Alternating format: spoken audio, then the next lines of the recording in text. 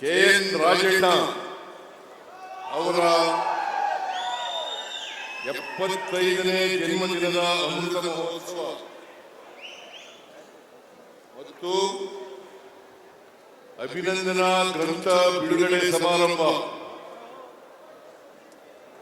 ಇದರ ಅಧ್ಯಕ್ಷತೆ ವಹಿಸಿರ್ತಕ್ಕಂಥ ತುಮಕೂರು ಜಿಲ್ಲೆಯ ಉಸ್ತುವಾರಿ ಸಚಿವರು ಗೃಹ ಸಚಿವರು ಆದಂತ ಶ್ರೀ ಡಾಕ್ಟರ್ ಪರಮೇಶ್ವರ ಅವರೇ,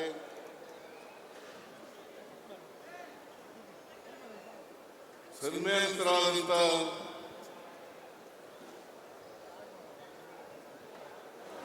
ಕೆ.ಎನ್. ರಾಜಣ್ಣ ಅವರೇ,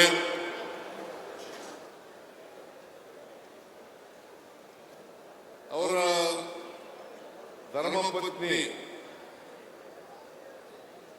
ಶ್ರೀಮತಿ ಶಾಂತಲಾ ಅವರೇ ಮತ್ತೆ ಅವರ ಕುಟುಂಬ ವರ್ಗದ ಎಲ್ಲ ಸದಸ್ಯರುಗಳೇ, ಈ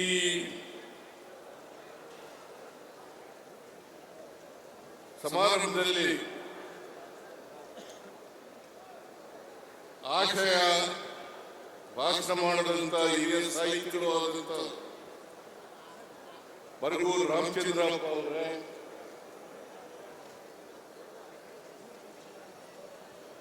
ನನ್ನ ಎಲ್ಲ ಸಹೋದ್ಯೋಗಿ ಮಿತ್ರರೇ,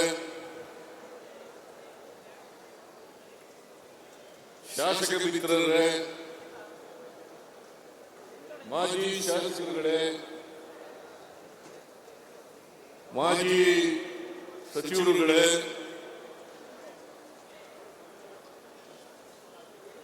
ವೇದಿಕೆ ಮೇಲೆ ಇರತಕ್ಕಂಥ ಎಲ್ಲ ಕೆ.ಎನ್. ರಾಜಣ್ಣನವರ ಅಭಿಮಾನಿಗಳೇ, ಆಹ್ವಾನಿತ ಗಣ್ಯರೇ, ಇಲ್ಲಿ ಇಷ್ಟೊಂದು ದೊಡ್ಡ ಸಂಖ್ಯೆಯಲ್ಲಿ ಸೇರಿದಂತ ಎಲ್ಲ ಆತ್ಮೀಯ ಬಂಧುಗಳೇ, ತಾಯಂದಿರೇ, ಯುವಕ ಮಿತ್ರರೇ, ಮಾಧ್ಯಮದ ಎಲ್ಲ ಗೆಳೆಯರೇ, ನಾನು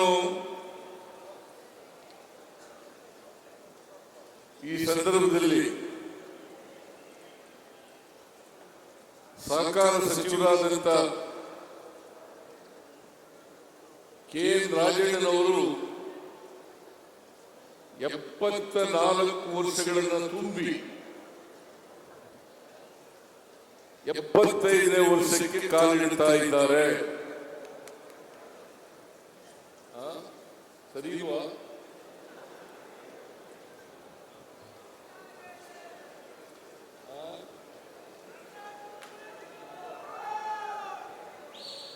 ತಪ್ಪಾಗಿದ್ದರೆ ತಿಳ್ಕೊಳ್ಳಿ. ಅವರ ಧರ್ಮಪತ್ನಿ ಹೇಳಿದ್ರು 75ನೇ ವರ್ಷಕ್ಕೆ ಕಾಲಿಡ್ತಾ ಇದ್ದಾರೆ.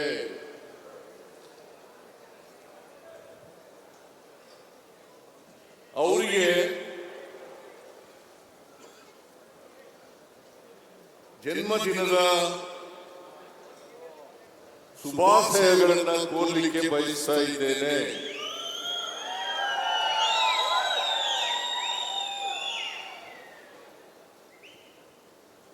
ಈ ಸಂದರ್ಭದಲ್ಲಿ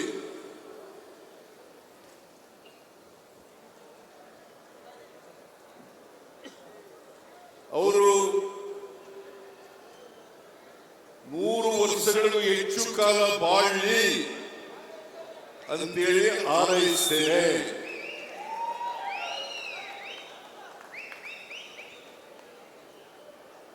ಒಂದ್ಸಾರಿ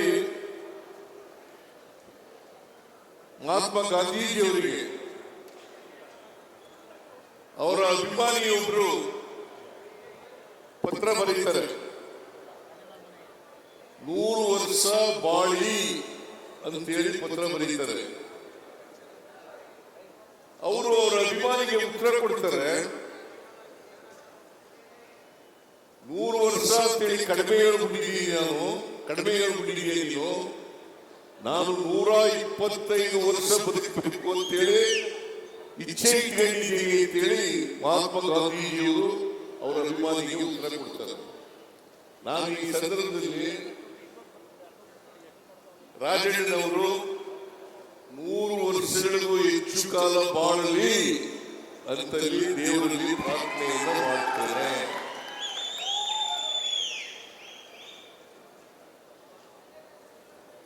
ಯಾಕಂದ್ರೆ ರಾಜಕೀಯದಲ್ಲಿ, ಸಹಕಾರಿ ಕ್ಷೇತ್ರದಲ್ಲಿ ಅನೇಕ ಜನ ಬರ್ತಾರೆ ಹೋಗ್ತಾರೆ.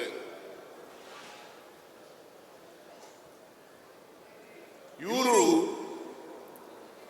ರಾಜಕೀಯ ಅಂದ್ರೆ ಜನಸೇವೆ, ಸಹಕಾರ ಕ್ಷೇತ್ರ ಅಂದ್ರೆ ಜನಸೇವೆ ಅಂತ ತಿಳ್ಕೊಂಡಿರ್ತಕ್ಕಂಥ ರಾಜಕಾರಣಿ. ಅದರಲ್ಲೂ ವಿಶೇಷವಾಗಿ ಈ ಸಮಾಜದಲ್ಲಿರ್ತಕ್ಕಂಥ ಬಡವರು, ಯಾವುದೇ ಜಾತಿಗೆ ಸೇರಿರ್ಬೋದು, ಯಾವುದೇ ಧರ್ಮಕ್ಕೆ ಸೇರಿರ್ಬೋದು, ಯಾವುದೇ ಭಾಷೆ ಮಾತನಾಡಬಹುದು, ಆ ಜನರ ಬಗ್ಗೆ ಕಾಳಜಿ ಇದೆಯಲ್ಲ, ಅದು ಬಹಳ ಮುಖ್ಯ. ಸಮಾಜದಲ್ಲಿರ್ತಕ್ಕಂಥ ಎಲ್ಲ ಬಡವರಿಗೂ ಕೂಡ ಸಹಾಯ ಮಾಡಬೇಕು, ಅವರ ಕಷ್ಟದಲ್ಲಿ ಭಾಗಿಯಾಗಬೇಕು, ಅವರನ್ನ ಸಹಾಯ ಮಾಡಿ ಆರ್ಥಿಕವಾಗಿ ಮೇಲಕ್ಕೆ ಎತ್ತಕ್ಕಂಥ ಪ್ರಯತ್ನವನ್ನು ಮಾಡಬೇಕು ಅಂತಕ್ಕಂಥ ಕಾಳಜಿ ಇದೆಯಲ್ಲ, ಅದು ಬಹಳ ದೊಡ್ಡ ಗುಣ ಅಂತಕ್ಕಂಥ ಮಾತುಗಳನ್ನು ಹೇಳಲಿಕ್ಕೆ ಬಯಸ್ತಾ ಇದ್ದೇನೆ.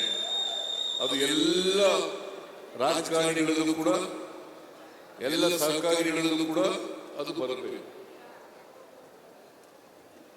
ಸಮಾಜದಲ್ಲಿ ಏರುಪೇರುಗಳಿದ್ದಾವೆ. ಬಡವರಿದ್ದಾರೆ, ಶ್ರೀಮಂತರಿದ್ದಾರೆ, ಮೇಲ್ಜಾತಿಯವರಿದ್ದಾರೆ, ಕೆಳಜಾತಿಯವರಿದ್ದಾರೆ. ಇವೆಲ್ಲವೂ ಕೂಡ ನಮ್ಮ ಸಾಮಾಜಿಕ ವ್ಯವಸ್ಥೆ. ಈ ಸಾಮಾಜಿಕ ವ್ಯವಸ್ಥೆಯನ್ನ, ಈ ಅಸಮಾನತೆಯನ್ನ ತೊಡಗಿಸಬೇಕು. ಅಸಮಾನತೆಯನ್ನು ತೊಡಗಿಸಿ ಎಲ್ಲರೂ ಮುಖ್ಯವಾಗಿ ಇಲ್ಲಿಗೆ ಬರತಕ್ಕಂಥ ಪ್ರಯತ್ನವನ್ನು ಮಾಡತಕ್ಕಂಥದ್ದೇ ನಿಜವಾದ ರಾಜಕೀಯದ ಗುರಿ. ಅದನ್ನೇ ನಮ್ಮ ಸಂವಿಧಾನ ಹೇಳ್ತದೆ. ನಮ್ಮ ಸಂವಿಧಾನ ಬಹಳ ಸ್ಪಷ್ಟವಾಗಿ ಹೇಳ್ತದೆ, ಸಮಾನವಾಗಿ ಎಲ್ಲರಿಗೂ ಅವಕಾಶಗಳನ್ನು ಒದಗಿಸಿಕೊಡಬೇಕು. ಅದರಲ್ಲಿ ಜಾತಿ, ಧರ್ಮ, ಪ್ರದೇಶ, ಭಾಷೆ ಯಾವುದು ಬರಲ್ಲ. ಮನುಷ್ಯತ್ವ ಇರಬೇಕು. ಬಹಳ ಮುಖ್ಯವಾಗಿ ಪ್ರತಿಯೊಬ್ಬರಿಗೂ ಕೂಡ ಮನುಷ್ಯತ್ವ ಇರಬೇಕು. ಮನುಷ್ಯತ್ವ ಇದ್ದಾಗ ಮಾತ್ರ ನಾವು ಸಮಾಜವನ್ನು ಕಾಣಲಿಕ್ಕೆ ಸಾಧ್ಯ ಆಗ್ತದೆ. ಸಮಾಜದಲ್ಲಿ ಬದಲಾವಣೆಯನ್ನು ಕಾಣಲಿಕ್ಕೆ ಸಾಧ್ಯ ಆಗ್ತದೆ. ಈ ಬದಲಾವಣೆ ಆಗಬೇಕಾದ್ರೆ ನಾವು ಪ್ರತಿಯೊಬ್ಬರಿಗೂ ಕೂಡ ಆರ್ಥಿಕವಾಗಿ, ಸಾಮಾಜಿಕವಾಗಿ ಶಕ್ತಿಯನ್ನು ತುಂಬತಕ್ಕಂಥ ಪ್ರಯತ್ನವನ್ನು ಮಾಡಬೇಕು. ಬಾಬಾ ಸಾಹೇಬ್ ಅಂಬೇಡ್ಕರ್ ಒಮ್ಮೆ ಹೇಳ್ತಾರೆ, ಈ ದೇಶಕ್ಕೆ ಸ್ವಾತಂತ್ರ್ಯ ಬಂದದ್ದು ಸಾರ್ಥಕ ಆಗ್ಬೇಕಾದ್ರೆ ಪ್ರತಿಯೊಬ್ಬರಿಗೂ ಕೂಡ ಆರ್ಥಿಕ, ಸಾಮಾಜಿಕ ಸ್ವಾವಲಂಬನೆ ದೊರೆತಾಗ ಮಾತ್ರ